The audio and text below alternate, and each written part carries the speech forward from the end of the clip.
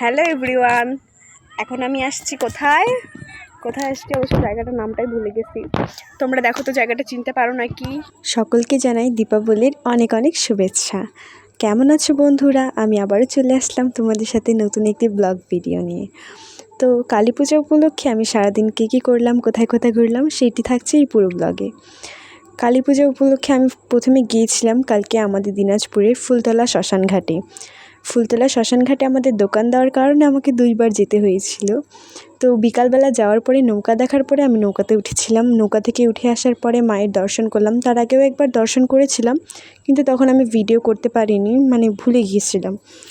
তারপরে ঘুরে আসার পরে একটু ভিডিও করলাম পুরাটা। তখন একদমই ফাঁকা ছিল, সন্ধ্যার সময় ওই মুহূর্তে ফাঁকা ছিল। তারপরে আমরা আসলাম মশানকালী মন্দিরে মায়ের ভোগ দেওয়ার জন্য। ওখানে এত পরিমাণে ভিড় ছিল যে কী বলবো, অনেক ঠেলাঠেলি হচ্ছিল। ওখান থেকে আসলাম অঙ্কিতাদের বাসায়। আসার পরে অঙ্কিতার সাথে আমি একটু বোম ফুটাইলাম। অঙ্কিতা আমাকে ভিডিও করে দিচ্ছিল, তাই ও ভিডিওতে ছিল না। তারপরে আরেকটা আমরা বোম ফুটাচ্ছিলাম, কিন্তু ওটা ফুটছিল না। তারপরে আমি বাসায় আসলাম প্রদীপ দেওয়ার জন্য। মা প্রদীপ দিচ্ছিল, আমি একটু ভিডিও করে দিলাম মাকে, সাথে আমিও কিছু ভিডিও নিয়ে নিলাম। নেওয়ার পরে রেডি হয়ে চলে আসলাম আবারও শ্মশানে।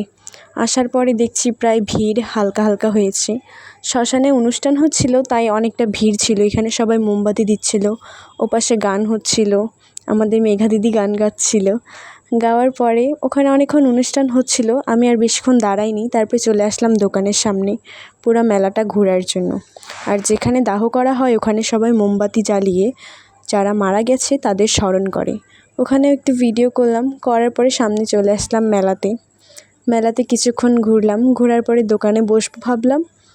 তারপরে আর একটু ঘুরলাম। ঘোরাঘুরি করার পরে বেশ কিছুক্ষণ বাহিরে দাঁড়িয়েছিলাম। তারপরে দোকানে ঢুকে অনেকক্ষণ দোকানেই ছিলাম। তারপরে অঙ্কিতা আর জ্যোতি আসলো, ওদের সাথে একটু বোম ফুটানোর পরে এইভাবেই আমার দিনটি কেটে গেল। বেশ ভালোই কাটলো। সকলকে টাটা।